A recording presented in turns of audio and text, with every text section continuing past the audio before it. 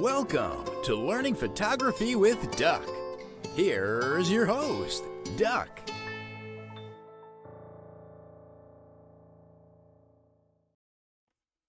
Alrighty there. Welcome once again to another edition of Learn Photography with Duck. As always, I am your humble host, Duck. And welcome to our Q&A. Before we get into the Q&A, let me just mention on Wednesday, we have the drone workshop coming up in Middletown. If anybody's interested in learning about drones and how you can use them in your photography, this is the workshop to go to. It's being hosted by a couple of true professionals who utilize drones in their daily commercial work, and they really know the ins and outs of it. I'm looking forward to it. Personally, I've toyed around with the idea of drones, but never quite pulled the trigger on them because, it doesn't interest me that much. But I do have a little bit of interest, so I'm going to show up. And I do use drones in some of my client work, although I do hire it out with a buddy of mine. So I need to learn a little bit more about it in order to be able to understand the business aspect of what I can and can't do and what I should cover, that cover your ass, So I'm going to learn. If anybody's interested, I think Alan said he's going to go. Actually, both Alans signed up, but one had to duck out. So I believe Alan Traftney's going to be joining us. So hopefully he'll join us today. So anyway, that's pretty much it. Today is Q&A. And over the past several months, we've gone a little bit more into some really heavy duty stuff, other than just kind of like covering the basics. So I figure, you guys probably have questions. So, this is your chance we can clear up any questions you may have about Photoshop, any questions you may have about Lightroom, or if you have anything, camera related, lighting related, here's your chance. So I will open it up to you guys to go ahead and ask. All right, Brian. First one's pretty simple, I think. You mentioned we were talking about the book facility in Lightroom. Book publishing. Oh, yes. Okay. And at one point you said, so I'm working out of a smart collection to gather my photos. And you mentioned something about, well, if you want to, one of the problems with the book was it sucks them in the order they are in that you're viewing them. And you say, well, if you need to change the order, you just organize them. And that's really my question. I didn't see how I tried to do that and couldn't pull it off. Okay. Let me.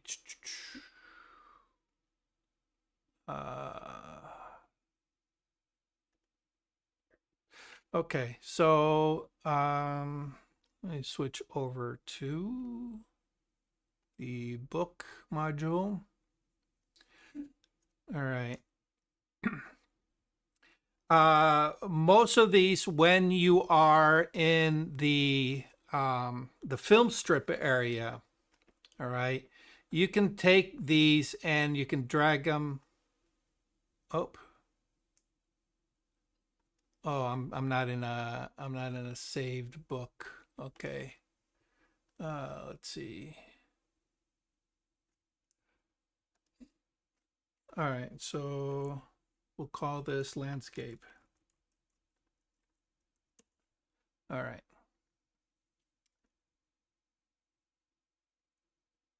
Okay. Let's see, landscapes.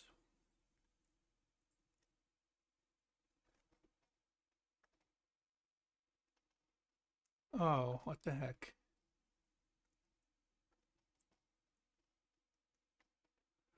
Uh, let's create book. Okay.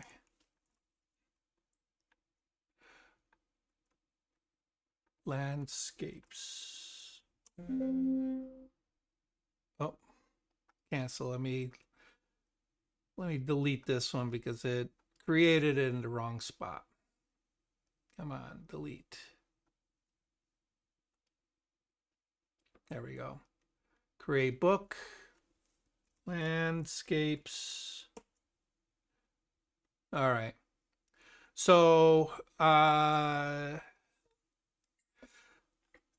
it generated the book for me kind of generically, auto-populated it, and now I got to say, okay, well, you know what? I don't need these in all of these areas, so I can go in and now what I can do is I can click and drag. Oh, my head's kind of blocking it, but you can move these around along the bottom. Okay. The other thing you can do is, if you don't like where something is, you just remove it from the page. All right. And drop it in wherever you want. So, like if I don't want this bridge here, I can just remove it. And maybe I'll put this bridge there. Okay. I can, resize it down to fit the whole 9 yards. Okay. So, yeah. So, at any point, feel free to just take them, drag them, and drop them wherever you want. All right. So maybe this one, let's see. That's the same image as that, so I'll get rid of that. That's the same image as that one. I'll get rid of that. Okay. And maybe drop that in there. Okay. So I won't worry too much about the film strip. I would do it just right in the template section. Okay. And of course, you can always change your template. So if you say, I want, something like this. All right. This is the inside. Let's say you want a 2-page spread. Okay. And I'm going to drop that in there. Well, I haven't actually what you're doing there, not that specifically, but let's say I want to have a page that's 2 up or 4 up. I'm going to have 2 images up okay. there. Yep. So is the way the book works here that when I open up a book, it's going to generically populate it with this thing here, and then it's on me to go through page by page and changing them as I need them, like for it, or and then I guess part of that question is, like, if I was going to do a 4-up page, the only source of the images is ultimately going to be the ones in my film strip, yes? Correct. All right. So let's start from the beginning. All right. The only time it kind of like auto populates the book is when you first start the project. Okay. Okay. So most of the time, a book project's going to start off where you go through your collection, you pull a bunch of images, and you say, okay, I want 50 images for my book. All right, that's your goal that you've set for yourself. So you populate the your collection with 50 images. And then you say, okay, now I want to create a book. All right. You create the book. You specify, do you want it square? Do you want it 8x10, horizontal or vertical? However you want the book. All right. And Lightroom is initially going to populate the pages of the book based on what's on that on the film strip, and in the order that they are in the film strip. Okay, and you just got to understand this is just a default action where you can just go ahead and rearrange them as best you can. The reason it does that is because it generates all the pages that are going to be needed for the book, all right, rather than you having to generate the pages. So it kind of like does some of the work for you, albeit it's not quite the most effective way of doing it, you know. So yeah, you just got to kind of work around it. But that's really the workflow. Let's say like you just said, I got something with 50 pictures. I open it up, it's going to blast in 50 pages for me. And so if I'm going to have some of those pictures before up, I'm going to have to go down through and take them off the page and delete that page. So to speak. You can, or you can just say, all right, you know what, I don't like this spread here. I want to put this spread here. So, we can either move a page. Oh, okay. All right. We can move pages around. Okay. Or we can move images around, depending on, how you want to set up your book. All right. Or, you can go ahead and say, okay, you know what, to hell with this. I don't like any of these. I'm just going to go in, click, delete, click, delete, click, delete, click, delete, the whole thing, go through. And then at that point, all right, I have a book full of empty pages. All right. But what I find is when you do that and you're staring at this tends to become a little overwhelming, because now you're looking at, oh, I got all these blank boxes. All right, this one here, it's got these white borders on the side, while this one doesn't. What does that mean? So you're now trying to second guess what all these page icons represent. All right. And when you're first starting out, you're not that familiar with it. So this tends to look very confusing. All right. So having the book auto-populated kind of allows you to see all the images and how they interact with each other. And then you can make the corrections, So I can say, okay, well, on my first page, let's see, what do I want? I want a 2-page spread, no margins, and I'm going to take this skyline of New York City. Okay. Maybe on the opening page, I kind of like that photo of the Statue of Liberty. All right. So now I say, okay, now I got 2 more photos from New York that I can use. All right, so let me slide that over, because all right, now I can go ahead and I can start. Oh, I got another one here. I can start ordering my film strip down below accordingly. All right.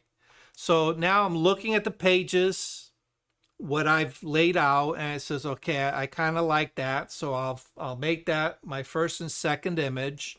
All right. I have 3 more images from New York. I got 2 bridge images and another kind of looking at Millennium Tower. All right.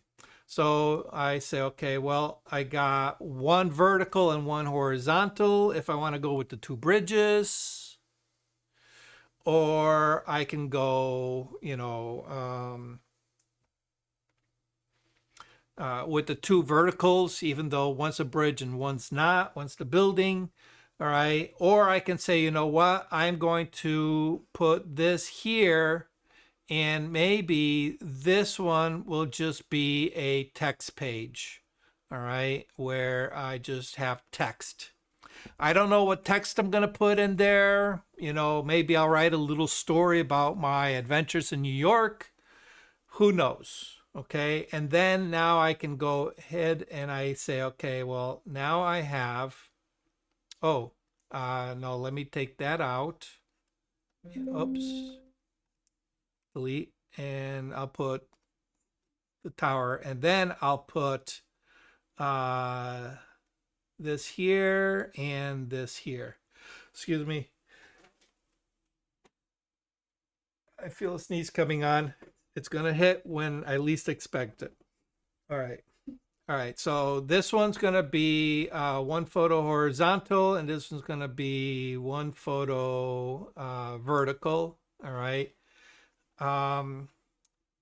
And I'm kind of making the decision that I don't want any margin. So everything's going to have a bleed. All right. So the nice thing about these templates is it automatically sets it up. You can see all the photos here have no margins. It's going to bleed right off the page. So when it gets sent to Blurb, it automatically has the image sized accordingly so that it prints bleeding off for trimming. Okay.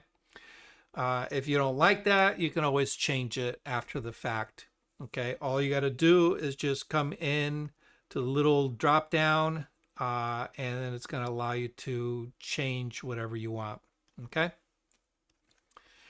So I prefer, personally, I prefer working with something that's auto-populated at first and then just shifting them around, because I tend to work a little bit more visually. And if I see that, you know, oh, these two images don't work together, let me switch this one out with something else. All right. And then, okay, oh, okay, that works a little bit better. Okay.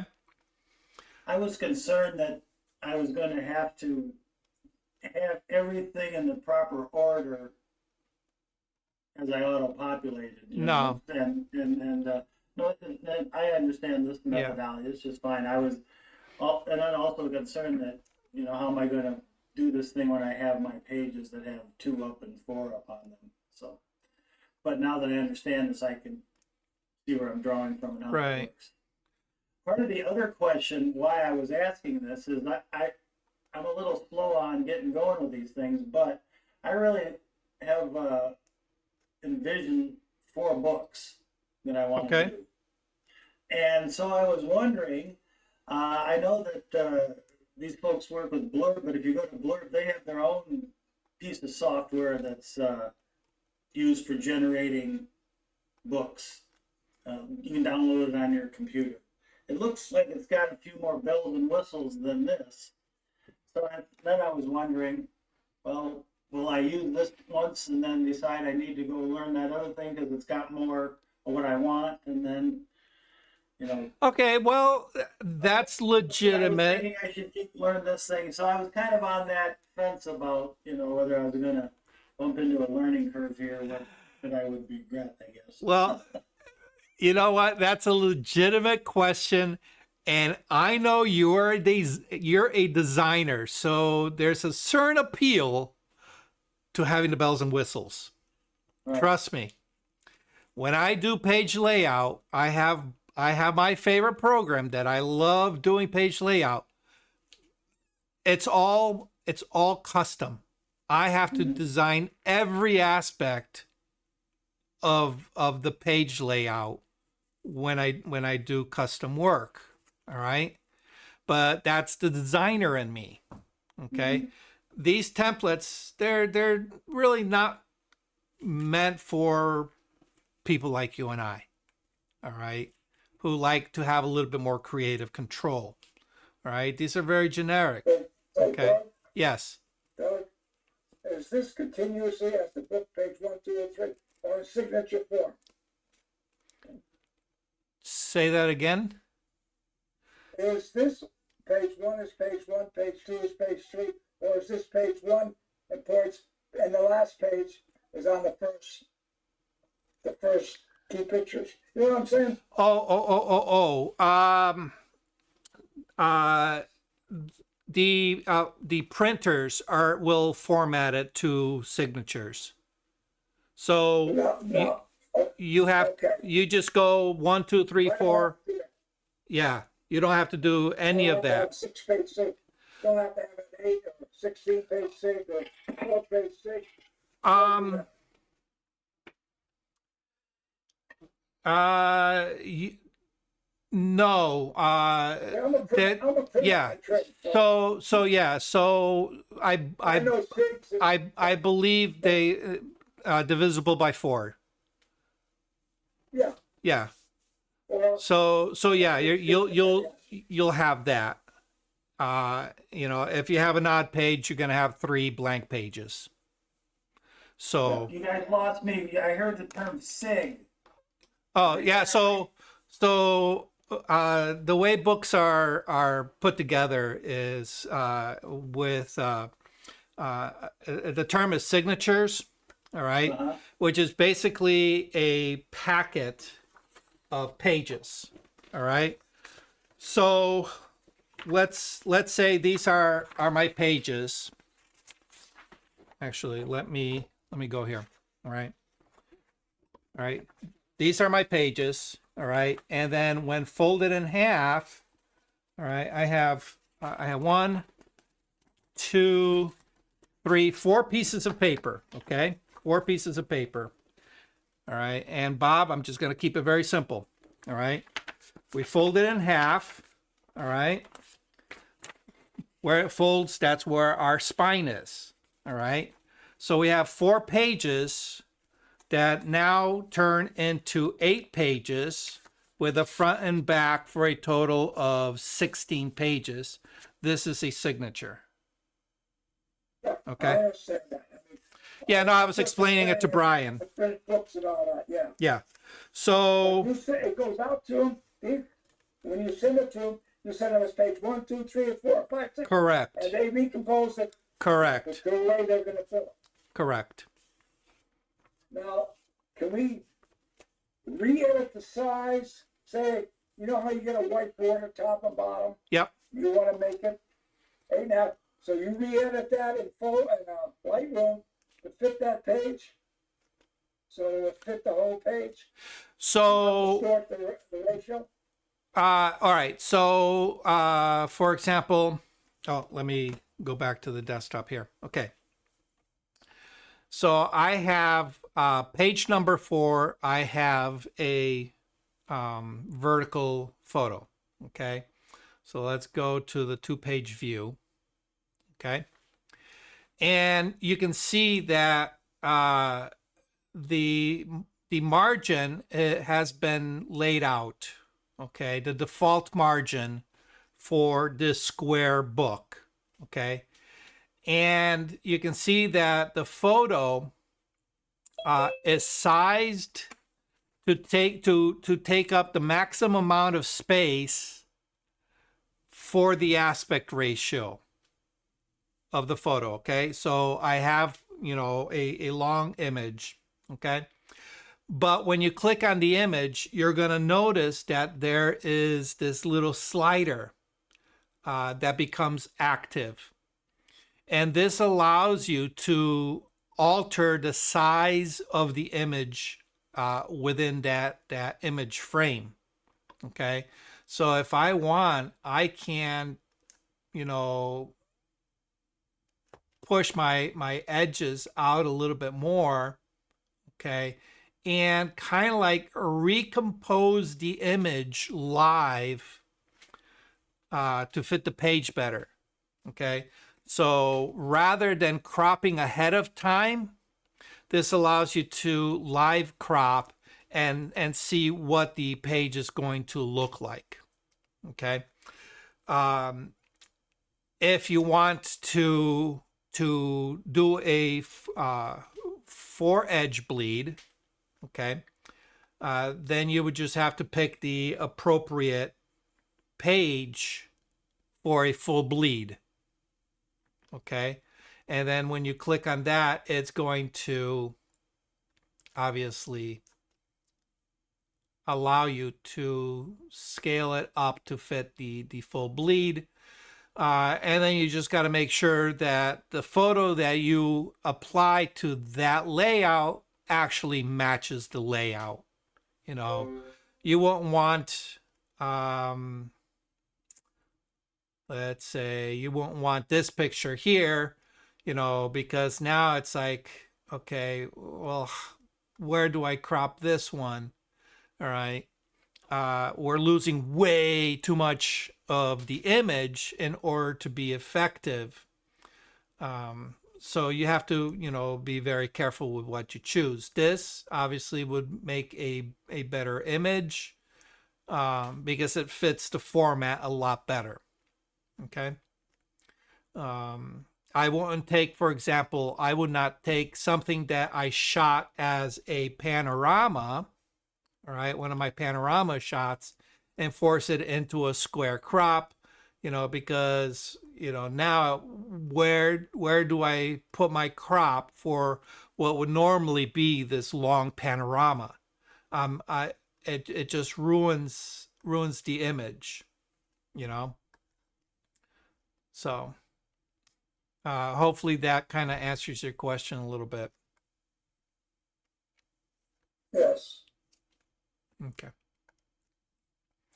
All right. And at any time, you can always switch between the full book view.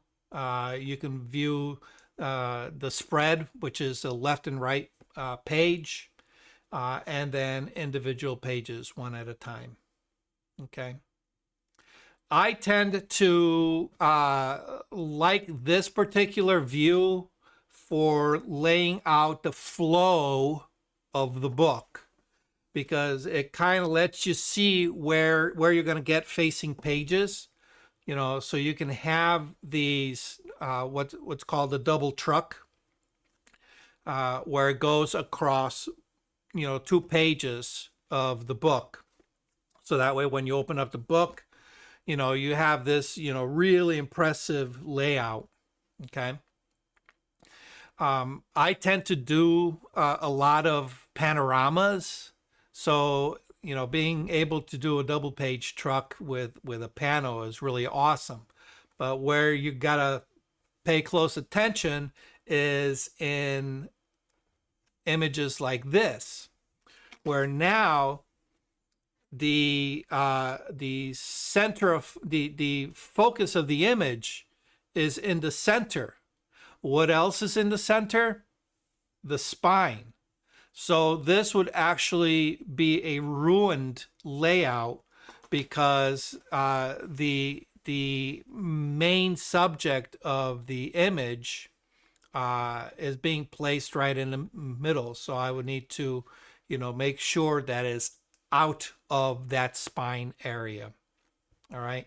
So for tweaks like that, it's nice to be able to go into the, you know, 2-page view, because it really allows you to finesse where you put your image. Okay.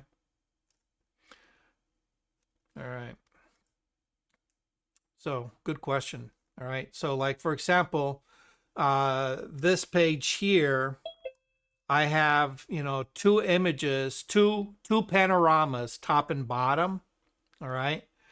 But those images, you know, I have a feeling if I print them that small, they're going to lose a lot. Okay. So I can go in and I can go to a single view and see, okay, really, how will it look as a 1/1? Okay. So maybe I might have to, you know, expand, you know, the image a little bit. All right. And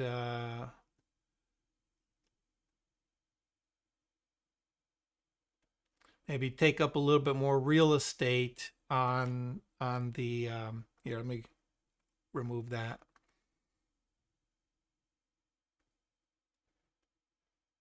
It really snaps, doesn't it? Okay. Okay. There we go. And drag that in. Okay. Now we can, clearly look at it and says, you know what? That doesn't look too bad. All right. Maybe I'll switch them around. Okay. Oh, I don't know. Make the decisions on the fly. All right. And yeah, do your layout that way. Okay. There is an art to laying out books. You want things to flow, and you have to watch your transitions. How segments go from, like for example with this example book that I'm putting together. It starts off, we're in New York, and then it travels across where back in Connecticut, on the shoreline. So do I want, oops, do I want to create some kind of transition?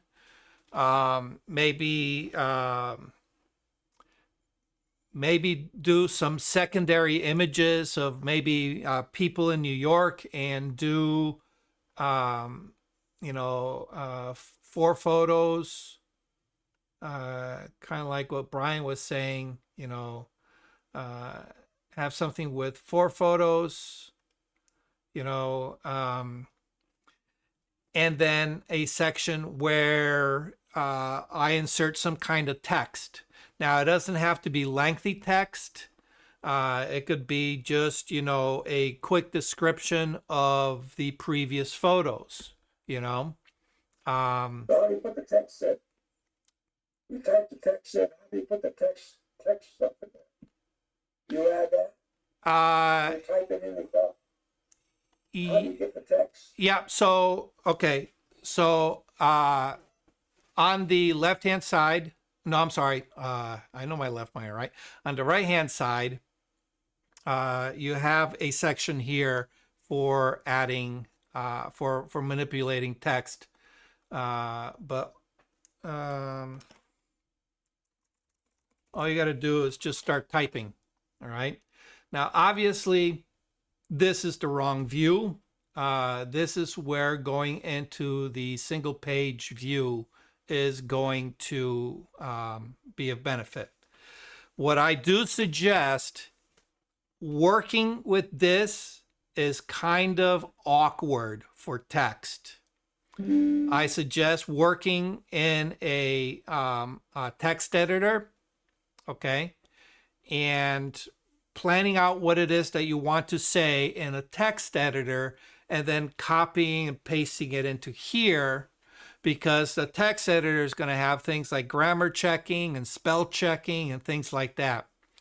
Now, you keep in mind, don't work in a word processor, because it's not going to carry all that formatting across. All right. This is very simplistic. Okay. But, write it out in a text editor, copy and paste it into here. All right. And then you can go ahead and manipulate. You can say, okay,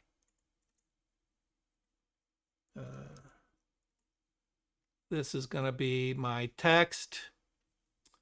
All right. Page text. All right. Oh.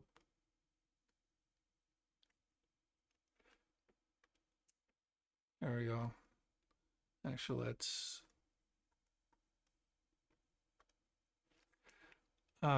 top.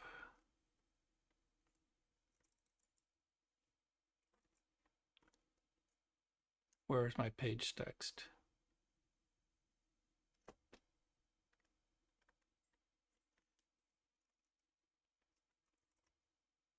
Oop, I don't know what the heck I just did.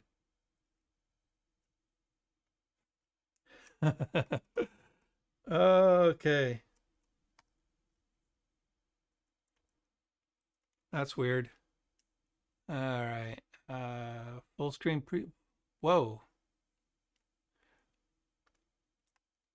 I have no clue what I just pressed.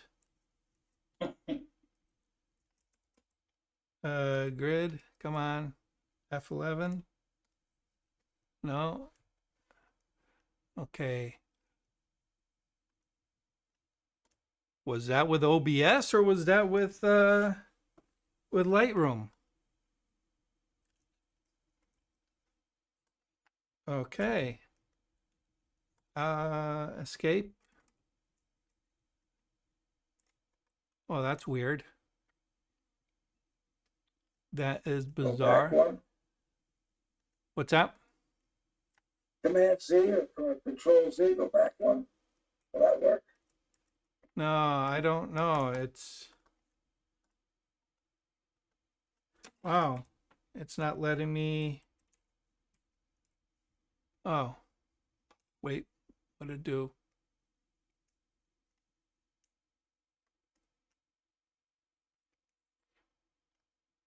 That is bizarre. What the heck? It's not letting me escape. It's not letting me go to the grid view. It's oh.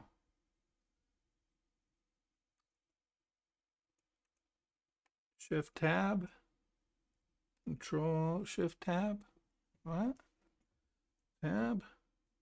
Wow, this is bizarre.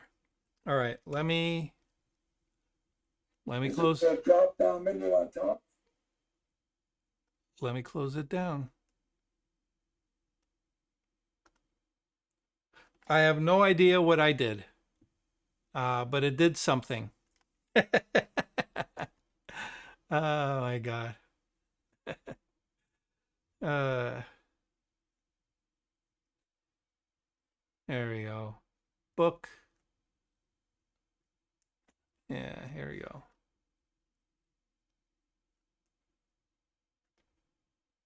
Okay.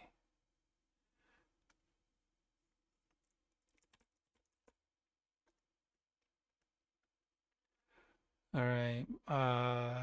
Cell padding. There we go. Oh, type. There we go. This is where you can designate what font you want and things like that.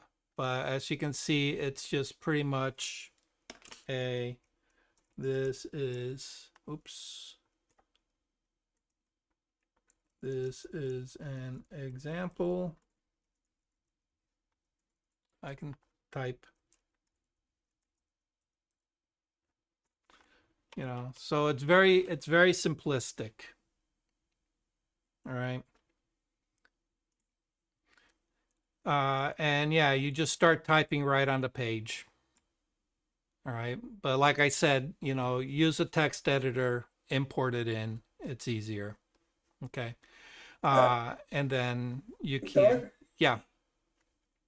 If you have the four, like Brian, you have 4 pictures.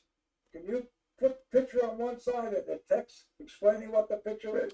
Yeah. So, and then somewhere.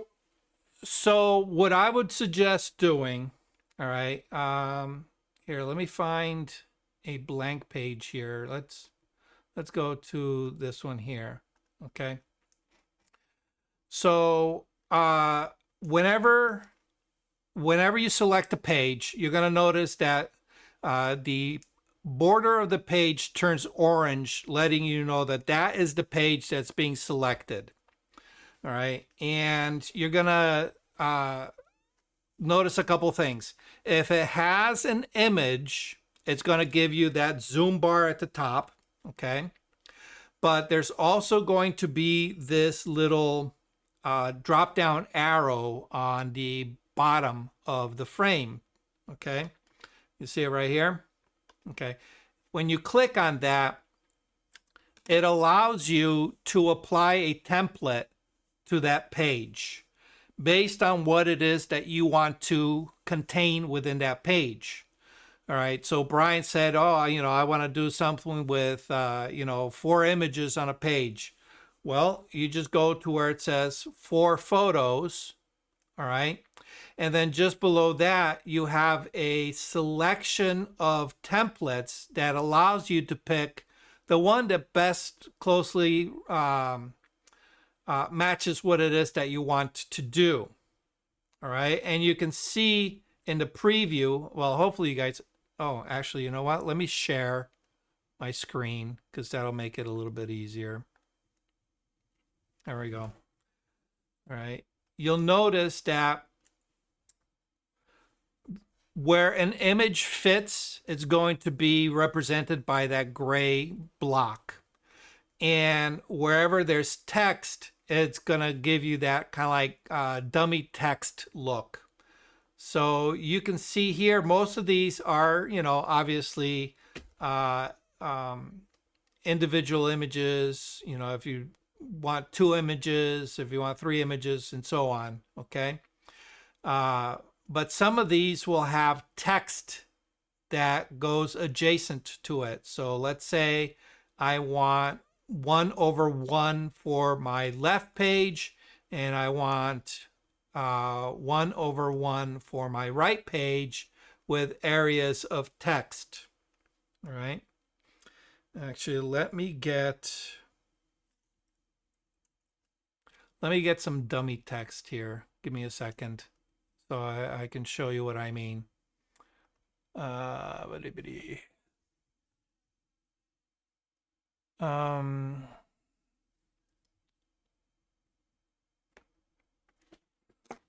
Lorem ipsum dummy text.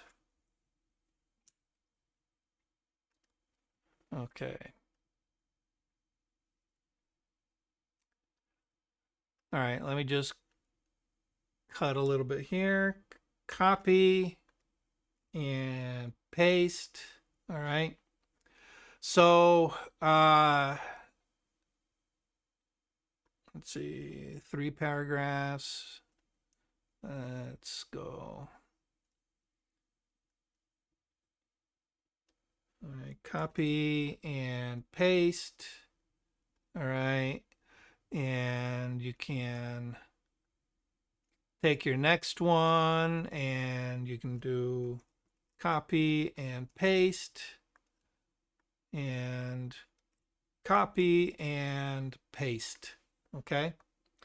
So now in this particular example, I'm copying full blocks of paragraphs, of text, but you can very easily say, all right, figure 1, an explanation, figure 2, explanation, and then on the other page, figure 3, explanation, so on. Okay. Or you can say, you know what, I don't want to do any of those. All right. I'm going to go ahead and delete that. And maybe on this one, all right, I want, let's say, for example, top image, colon. Oh, I can write top image, colon, explanation goes here.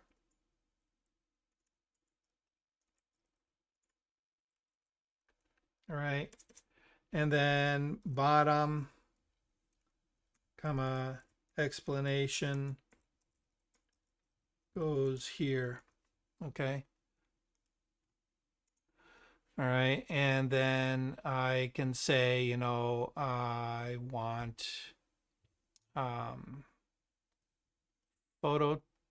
page text. Oh, no, that's not what I want. Cell. No. Type. Okay. Just bring that down. All right. Make it fit. 12 point regular. Let's make it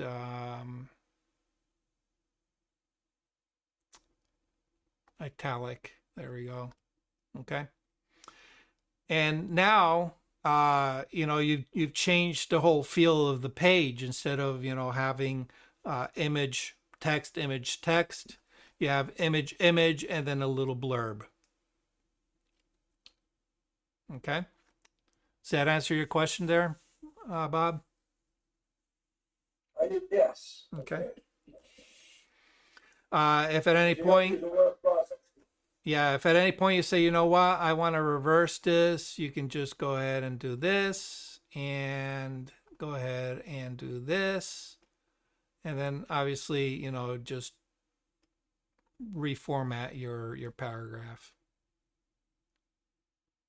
Okay. And if I could just say what Doug said, do not use a word processor with formatting. No. Let this guy do the formatting for you. Yeah. And by that I mean Lightroom. Yeah, because obviously, it's going to shred whatever formatting you put into it, and so there's no need. Or worse yet, it brings it along and you don't know how it's brought along. Or worse, you have some artifacts that just kind of like messes everything up. Yeah, I know.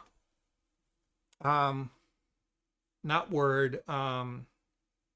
What's Microsoft's kind of default? Is it WordPad? Is it still WordPad? Yes. Okay. Yeah. I think it's either Word or WordPad. One of those two is notorious for embedding the format into the plain text. So you cut it from, I think it's the Word document, and you paste it in, and all of a sudden you have all these strings of characters that don't make sense. That's all part of the formatting that is now pasted in along with your plain text. And it's like, oh my God, so you have to kind of undo all of that. You're talking about the bane of my web work when clients send me Word documents and, can't you just use this? But that's exactly Yes. Yes. In fact, I have to go through a process where I copy and paste that stuff into a raw text editor, and that strips off everything. And it's even when you're out there copying stuff off the internet, sometimes it'll grab the codes that make it look that way. So, yeah. And it's funny because I have a client that I designed a website for, and she came up to me one day and says, I'm having a hard time, it's doing some kind of crazy formatting. And I looked at the page, and it was all over the place. There were line breaks where there shouldn't be line breaks. There were paragraph breaks that were, ridiculous. And I said, what are you using to write this? And it says, I'm writing it in, Microsoft Word. And she was formatting it. But the way she was formatting, she wasn't using the title or the heading or the paragraph presets. All right. She was going in and manually changing. If she needed something bold, she'd highlight it, make it bold. If she needed something bigger, she'd highlight it, make the font bigger. So everything was 100% paragraph text with all this really weird formatting that she applied on top of it. So she would then cut and copy that to the website and paste it in. And of course, it's pasting in all that crazy formatting. And on top of that, trying to apply its own formatting. And it was a big mess. So yeah, I had to tell her, do it with no formatting. Do it as dummy text, or as plain text in a program like Notepad. I love Notepad. All right. and then bring it in and do your formatting. Or at least, if you're going to use Word, use the default title, heading 1, heading 2, you know. Ah, what a pain in the ass. But yeah, so be aware, you know, if you do that with these templates, it may create some issues. So just you know, type it out and apply no formatting whatsoever. Okay, if you can use a plain editor like Notepad, my favorite is Notepad++. Yeah, it will not apply any formatting. It'll just be plain text. Bring it in here, and then as you can see, you know, you're very limited to what you can do. I don't even think you can take words and yeah, I can't even make words, you know, bold or anything. So this is going to be very, very plain, very generic. Okay. So, okay. Oh, what I was going to say is, yeah, so take advantage when you're first starting to lay out your book. Uh, um, Take a few minutes to kind of go through all of these, you know, one photo, scroll through all of these, kind of get acquainted with the layouts, okay? And, you know, after a while, you're going to find ones that, you know, that you really, really like. All right. These have some funky borders around them. All right. Here's one with, you know, you can put text top and bottom. All right. And you can put your image right in there, make it look like, so there's all kinds of funky stuff that you can do. All right. So, you know, play around with it. See what the templates are. 2-page spreads. There are pages where it's just plain text. All right. Clean means it's just images. All right. Creative has the funky borders. All right. Portfolio, you got things like this. All right. Is there a use for it? Yeah, you might be able to, you know. Maybe create an index page on your last page where you see every single one of your images that's in the book, you know. Who knows? Let's see what else. Oh, there's travel. All right. So these are designed, you know, with areas for text, you know, so you can create like a travel log, little explanation. And again, you have to pay attention to the flow of the book. You want your images to tell the story. And if you're going to accent it with text, you want the text and the image to work in tandem to each other. All right. So, you know, you have an image. Okay. The text should complement the image. All right. And then in the story that you're writing, it should lead to the next page. Okay.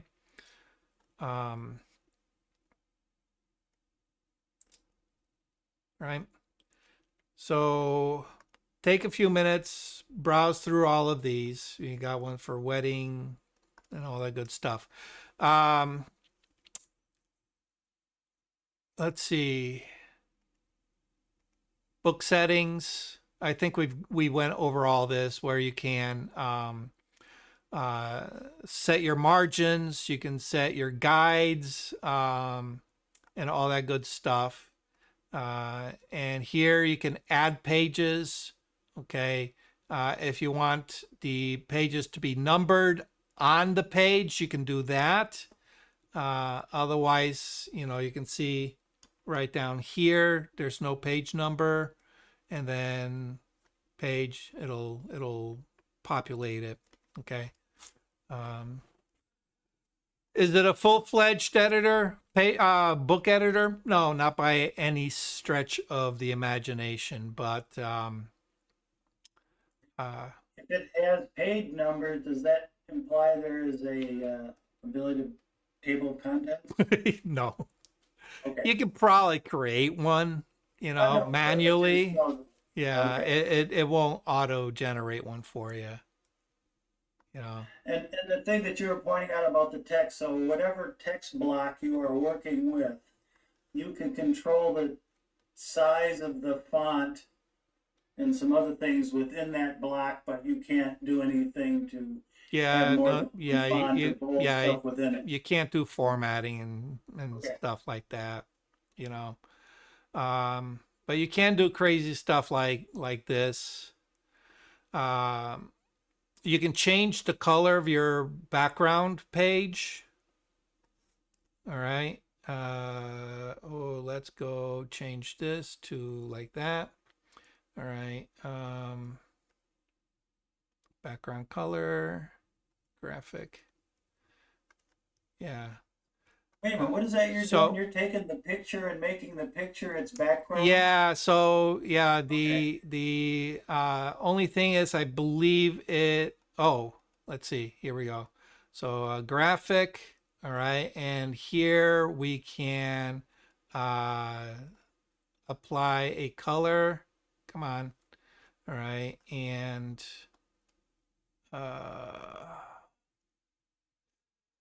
I don't think it allows you to pick a color from the image, which is kind of a shame, but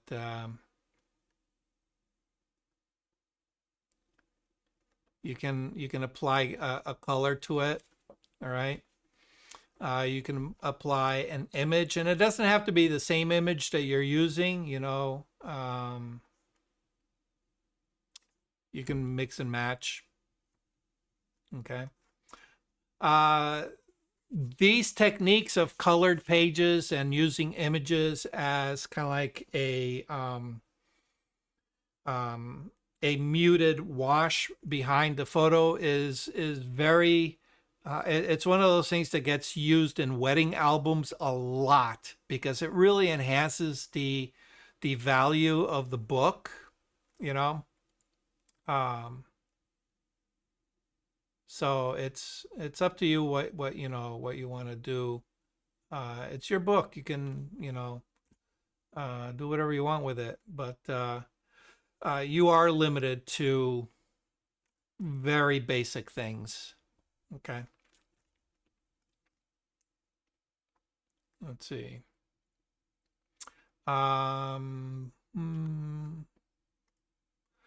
Like for example, let's go here, maybe I want to do, let's see, can I do black on white, cell, type.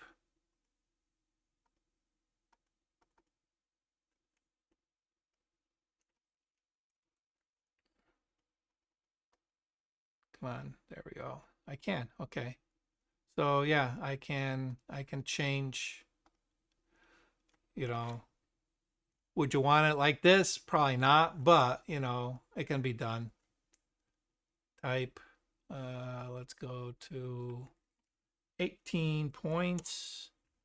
Okay. You can get crazy. Push the limits, see what you can do, you could always undo it. If you don't like it, just delete the page and insert a new one, go crazy. This is off topic, but years and years ago in school for my final project about a computer systems analysis thing that we did where we programmed the National Hockey League schedule. I got extra points for the way I presented the the layout that I did for the report. Oh, there you go. See, even back then, you knew you were going to be a designer. Think about that. Yeah. I just had a question about that, and I went out the door. All right. While you're thinking that, It came right back. okay. When you are, let's say you want to really print to the highest quality that you can. You know, this is your final pièce de résistance. You know, so I noticed with all these things, and this one does it too, that you can, you know, resize the image and move things around. And do you lose much, or does the stuff start getting lost? And if you're going to want to print that really nice book, should you pre-plan so you don't have to do that kind of resizing, or does these things take care of that okay? You know what? I don't think I've ever tested that. Hmm. All right. So let's test it. Let's go to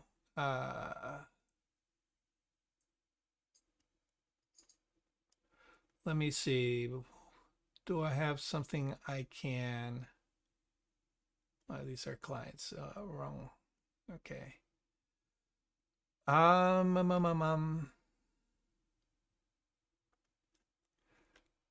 Let's say, okay. Let's say I wanted to take this eagle here. All right. And I want to really zoom in. Okay. Oh, you know what? Let me. Up there. Sorry. Eagle's not up. There you go. Sorry, I forgot to change. Okay. Let me make a virtual copy. So I'll work with the virtual copy. All right. I'm going to change the crop, and I'm going to make the crop the 8x10 format, but I'm going to really, you know, zoom in. We'll change the angle a little bit. We'll zoom in. All right. And this is going to give me a finish crop of 1800 by 2300.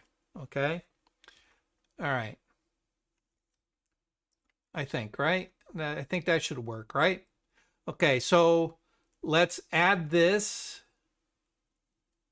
Let's go back. Let's add this to my collection. We'll add it to my landscape. Oh, let's add. Where are we? Oh, that's a smart collection. That's why. Okay. Keyword. Landscape book. There we go. Okay, so now if we go to my landscape book, or landscape book, there it is. There's the eagle. Okay. All right. Open up the book module. There's the eagle. And okay, it looks like it will really allow me to, yeah. Okay, it looks like it recognizes the fidelity of the image and will allow me to, you know, really push it. So yeah, it looks pretty good. Looks like it can you can really push the crop. So hopefully that answers that question. Yes, no, maybe.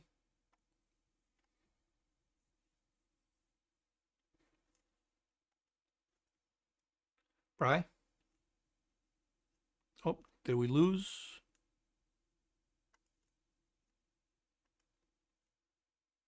Did we lose you, Brian?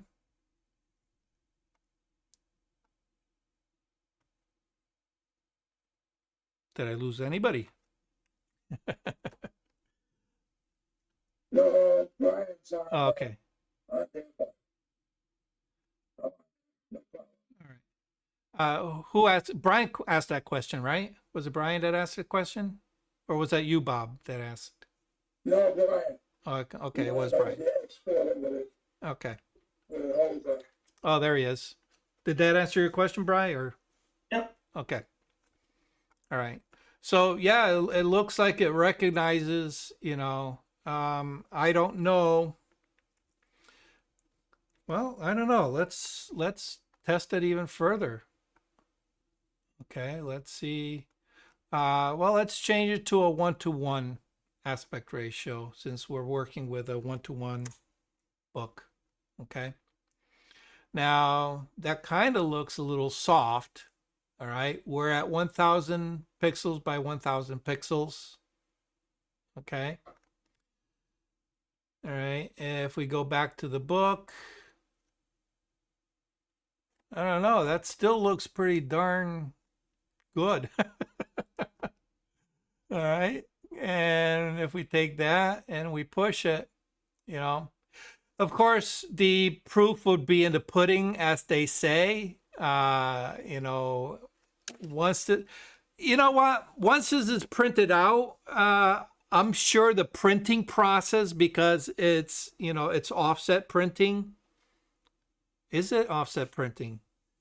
Oh, it's one of a kind, so it's probably a digital print. But it's still, you're going to hide some of the flaws in the printing process to begin with,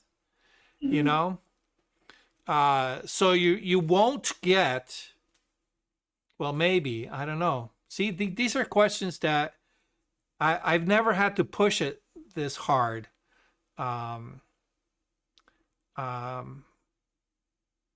But yeah, I mean, it looks like it would transfer across quite nicely. It may be a little bit soft, That zoomed in quite a bit anyway. Yeah, I mean, That's- that's taking a 1000 pixel by 1000 pixel image and turning it into an 8x8 print. So technically you're upscaling, Mhm. Depends on how good their printers are, I suppose. But my guess is when it's printed, it's going to be a little soft. That's my guess. All right. Just because it looks nice on the screen doesn't mean that's what you're going to receive. When you're pushing an image to be printed, this hard, you're going to lose stuff. All right. And it's usually going to be into clarity. So that's my educated guess. Okay. But I'm not going to spend a lot of money just to test test the theory. Well, it'll be my fourth or fifth book that I'll be worrying about that kind of quality, so maybe I'll figure it out. All right. Gotcha. Okay. A side note, I was talking, do you know the fellow is Goyo down at Milford Photo? I don't know him, no. He's the scan man. Okay. So I picked up some negatives today, and we got talking about, because I got some negatives scanned, and Mm-hmm. I got the highest resolution I could, but he was telling me the difference of, pixel size versus the DPI, and we got into that discussion and trying to figure out what the best thing to do is to get the best, resolution for recovery and all that stuff. Right. Yeah, unfortunately, pixels per inch does not translate to dots per inch at all. Yeah. At all.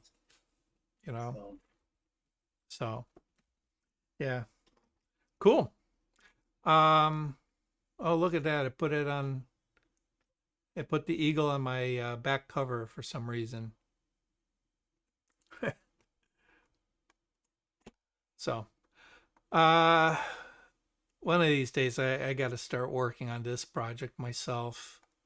You know. So, anyway. Any other questions?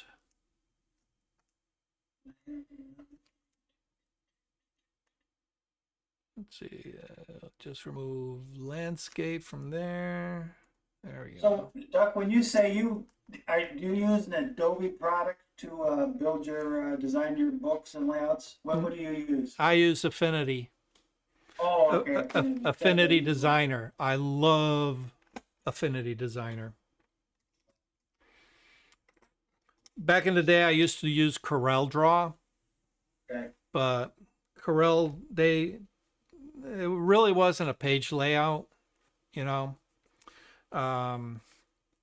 And Corel, in my opinion, dropped the ball a long time ago, and I bailed out on their product. Switched over to Affinity. I haven't really played around with Affinity Photo. You know, just because when you compare Affinity Photo to Photoshop just it leaps and bounds above Affinity Photo. You know, there are a few things that Affinity Photo does better than Photoshop. So Affinity Photo is better for like astrophotography than Photoshop.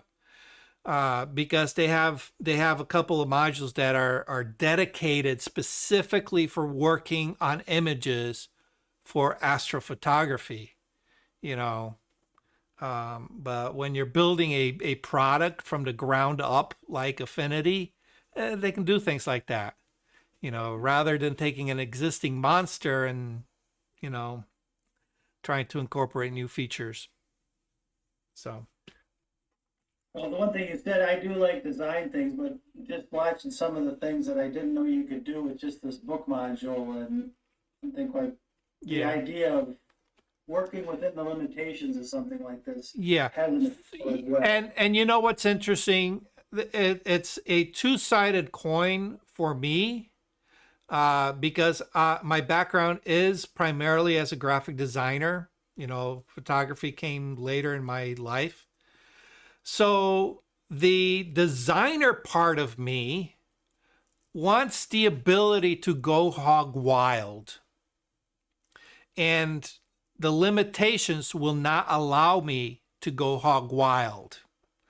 But there's also something a little bit more freeing when you have those limitations.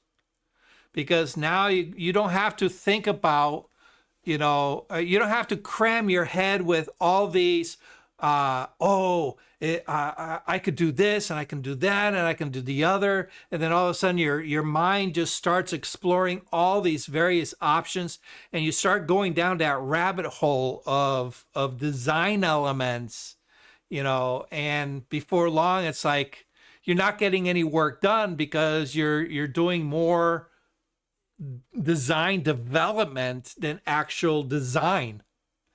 So having the limitations, you know, gets rid of all that, the extra unneeded stuff. You're just putting together a very basic photo book.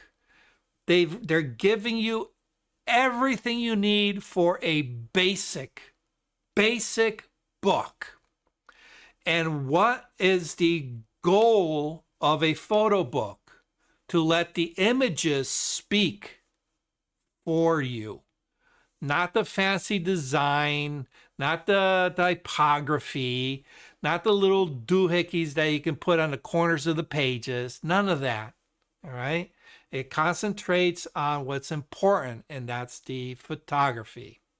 So for that, you know, it's great. You know, having that kind of limitation just kind of puts the brake on, you know, the mind running away and trying to over engineer a book, which I tend to do. I spent a lot of time lately looking at photo books. Mm-hmm. Yeah, and if you look at them, they're very, very basic. Yeah, yeah. They're very basic. In fact, I saw one recently that was I think it was a square design, and the picture was on the right, full picture, and then on the left was a single line in the middle about what was going on, you know. And part of me goes, well, I got 10 pictures. There's a good way to get my 20 picture minimum, 20 page minimum. Yeah, yeah, and you know, all right. That may be another aspect that some people consider. It says, okay, you know, there's a certain cost associated with the book. All right, so you have your base price, and the base price dictates you need a minimum of X number of pages. All right, and then anything above that, you know, it's an extra cost. So a lot of people are like, okay, what's the most I can cram into the least amount of pages in order to maximize the value of the book? All right. So yeah, I can have 20 pages with four images on each page, but what's going to suffer? The readability of the book. Now, all of a sudden, people are forced to look at these postage stamp images competing with not just the other 3 on that page, but the other 4 on the facing page, you know? And really, do they all tell the same story in a progression? Because now what you're looking at is 2 pages of panels. And it's like a graphic novel. Each panel should lead to the next panel. And if it doesn't, the book's going to fail, you know? So, you know, try to get out of thinking in that respect and just think, how can I really, you know, maximize the images? Because if you really come down to it, all right, if you were to buy somebody else's photo book, you're going to pay $80 for a good quality photo book by the photographer of your choice, at least, right? It just did. There you go. So why would you cheap out on your own photo book? Oh, I want to keep it under $20. You just bought a book for $80, you know, maybe even more, or $50. All right. And for some reason, people cheap out on their own stuff. So look at it as an investment. You know, you're going to pay $80. In 2 years, you're going to look back on that book and says, wow, that was $80 well spent. Because you're going to forget about the $80, but you're going to have that book. That's not a concern for me. Yeah, no, I understand. Yeah. I'm not saying, I'm saying in general, you know, people's way of thinking in general, you know. Like my books that I've got planned, if I have a publication run of 2, that's Yeah. planned, so. Yeah. Well, you know, the nice thing is that you do have family and friends that may be interested in buying your book and putting it up on Blurb. All right. So when you go to Blurb, you can do it one of 2 ways. Okay. You can set it up so that whoever buys it is buying it at cost. So whatever it costs to put that book together, you know, it's the same cost that you would pay, you know, plus shipping. That's the cost that your family and friends would pay, plus shipping. Or you can say, you know what? I got my money's worth with my 2 copies. From here on, I'd like to make a little bit of profit. All right. It costs $25 for Blurb to put this book together. I'm going to add another $5, another $10. All right. That goes into my pocket. So now instead of $25, it's $35. And really, is your family and friends going to complain about $35 in comparison to 25? They would never know the difference. You know, you just say, hey, you know, this is what it costs. You know, and you know, obviously, you're not going to make a killing, you know, from selling your book if you're just selling it to family and friends. You know, but you could always turn around and says, well, it costs $20 to put together, but you know, I'm going to charge 100. At that point, you know, yeah, you're probably not going to make a lot of sales. Oh, you're muted.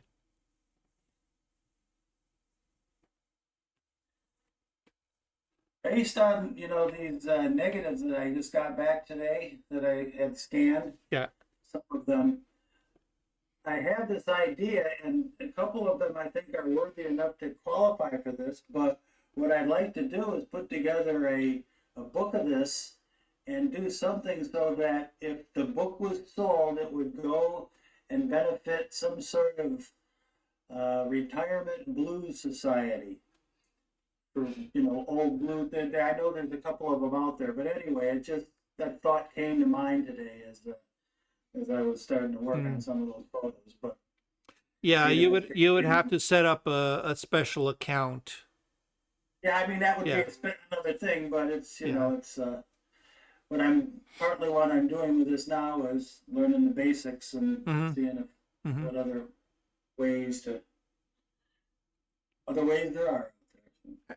Absolutely. And the nice thing is, you know, you could also generate a PDF, you know. So if you want to share, you know, the book with family and friends and not get into an expense of publishing a hard copy, you can always have them download the PDF. And you know, I in my looking around for getting books printed, I came across some other service. Name slipped me, but I think that's the way they worked. Is that they accepted PDFs of a certain format. You know, so Yeah, Blurb does the same thing. Like Yeah. for example, where'd I put it?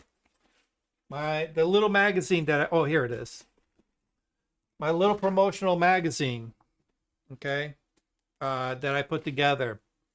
I did the page layout in Affinity Designer, okay, and I generated a PDF, and then I uploaded the PDF to Blurb, and Blurb kicked out the hard copy.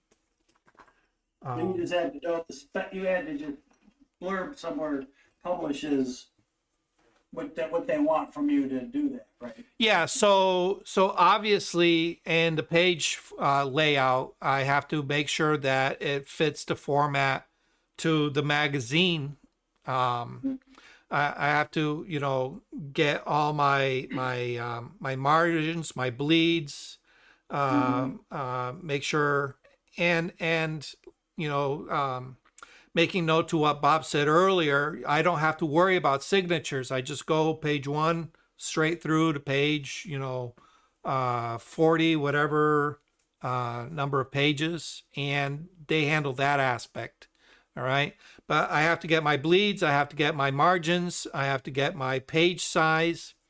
What I do within that is entirely up to me. All right. And then when I output to the PDF, there's you know, a series of check marks that you need to make sure that you're exporting properly to be able to print from the PDF, because a PDF can be designed so that it's just screen view only, or it's going for print. And that's just how the PDF compresses images in order to save space. So it's going to compress a little bit harder if it's just going to be seen on a screen, or even printed on a home printer in comparison to, printing for offset. So you have to pay attention to that aspect, but that's part of having all the bells and whistles of a full-fledged layout program. You have to understand these things in order to be able to put the product together. All right. I understand. I just don't like them. Yeah. I know.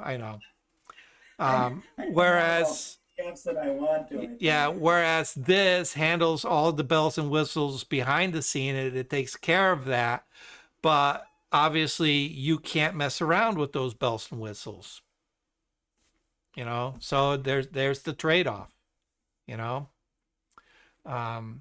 So having something like Lightroom that you can print and I keep saying simple books, but they're really not simple books. All right, these are full-fledged, professionally printed books, that meet all the criteria of a professional publication. It's just the interface is simple. All right. Mm-hmm. But even that, you have a variety of formats that you can print to, different size books, different aspect ratios for the books, and of course, as many pages as you want. You can, just about any layout, for the interior pages. But if you think about it, you put a photo on a page, there's only so much you can do with that one photo. Oh, I'll put it to the left, I'll put it to the right, I'll put it to the top, I'll put it to the bottom. There's only there's only 9 major points for placement. Upper left, upper center, upper right, middle left, middle center, middle right, and lower left, lower center, and lower right. What more do you need from that? Oh, I want to make it into a circular image. Okay, well now, really, do you need your photo to be in a circle? If that's the case, export it into Photoshop, put a circle on it, bring it back in, and voila, you have your circle. You want a fancy frame? Same thing. Export it to Photoshop, add your fancy frame, bring it back in, voila, you got your fancy frame. Now I'm bound and determined to have 3 crappy books before I instead of one I'm still working on. That's the goal. 3 crappy books. All right. If you don't put out a couple crappy ones, you. Oh yeah. No. Don't. Yeah. There's a saying. Aim big, so that when you fail, you're still hitting above the belt. Yeah.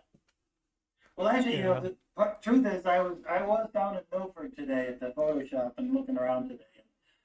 They had their table of stuff that they can do for you, and they had a photo book there that someone did for a dentist or something. But anyway, I was looking at it and I go, that's nice. And I'm pretty sure that I can do the exact same thing with this thing right here. Oh, yeah. And maybe even a little better. So that's why I said, okay, I'm going to get to it. And then if I need to expand, then I will. I have the basis anyway in the Lightroom. Yeah.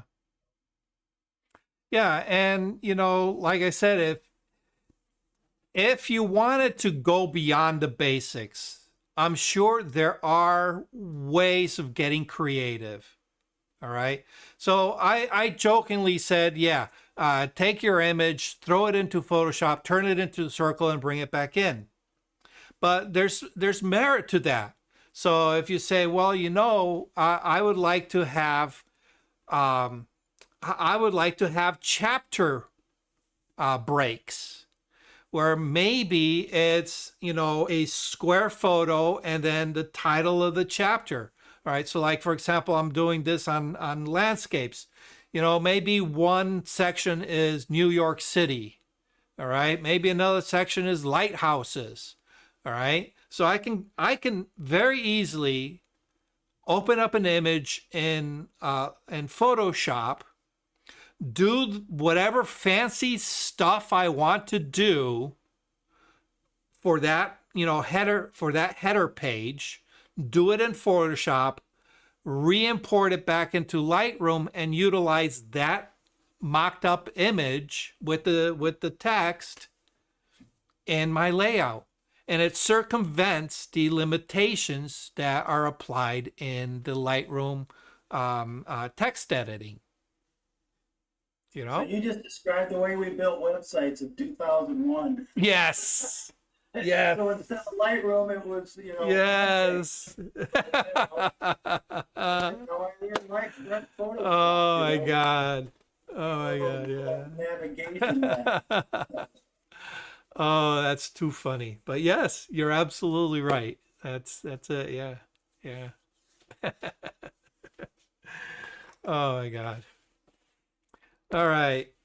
So it sounds like you're coming along with your book. And I've seen that you've been posting some of the touch-up stuff that you've been doing on some of those photos. That's Oh yeah, quite a task you two undertake. projects. Yeah. Got the Jamaican Family Project and the old rock and roll project. Yeah. And like I was saying, the mother load of the rock and roll images came in today, and so I'm all excited now. And, Yeah. Yeah. So that's, Nice. yeah, that's moving along. So that's one of my books. So just anyway, it's going to be called No Backstage Pass. Oh, cool. Catchy. Very catchy. That's awesome. So, all right. Any other questions anybody has? We lost Bob. And Alan's been kind of quiet. Alan's been traveling, so he's probably cooped. Right? Yeah, pretty much. Yeah. Awesome. Now you're signed up for the drone workshop on Wednesday, right, Alan? Yes. Awesome. Awesome. We're supposed to be having good weather. And Yes, I saw that. I'm Oh yeah. You def- gonna be there? I'm definitely looking forward to it. Okay, great. Yeah, and Be there? I'm dragging my videographer with me. So awesome. I have one more thing off Sure. topic for you, Doug. Yeah. I went to the Oyster Festival this weekend. Okay. Can you guys see me when I'm talking? Yeah. Okay. Well, there's this guy down there that's there every year, been there forever. His name's Phil. Sells hats. If you ever been to the Oyster Festival, you've seen this guy. Anyway, 12 years ago, I walked by and he stuck a hat in my head. He goes, "This is your hat." And I'll be darned if he wasn't right. And it was the most expensive hat I ever bought. Yeah. But they're good hats. So anyway, I said, I bought like 5 of them. I said, I'm not buying any more. But I walked past them. Oh, nice. And if Check anybody that told out. me that I'd be buying a blue-gray hat. You know what? That Quarter on it, but dang, it's a nice hat. that looks sharp. And he just walked up to me again. He goes, "Here, that's your hat." God damn it. Where's his shop at? I'm looking for a red fedora. You know, it's somewhere in New York. You know, he comes up and does the Oyster Festival. That's where I run into him. He probably works on one of the street corners. Yeah. But he's a typical New York kind of guy, you know, but he was a trip. So Yeah. But yeah, another hat to the collection. Well, we found out that place over in New Haven is still there. Yeah, I will have to definitely take a ride there and check it out. And then the one in Orange, is it Orange, Milford, Orange, somewhere? That other hat place. There's another hat boutique. So, red fedora for my summer Santa look. So, all righty, guys. Any other questions? No questions? All right. We will wrap it up. Alan, I'll see you on Wednesday. No session next Monday. And then we'll get, right? Because there's only one more Monday this month, right? We don't have two, right? I think that's it. All right. And then it will be in September. All right. So have your Lightroom questions for September. And all right. Once again, I really do appreciate you guys hanging out with me. I wish we can get more people on these Zoom Mondays, but you know, from the bottom of my heart, I love you guys. Thank you for hanging out with me. All right. Thanks, Doc. See ya. Catch y'all later. Thank you for watching Learning Photography with Duck. Brought to you in association with Milford Photo, your local full-service camera store. Located in downtown Milford, Connecticut, Milford Photo offers you a personalized shopping experience. From the latest camera gear to printing and framing services. And, of course, educational workshops to teach you the finer aspects of photography. Don't forget to tell them Duck sent you.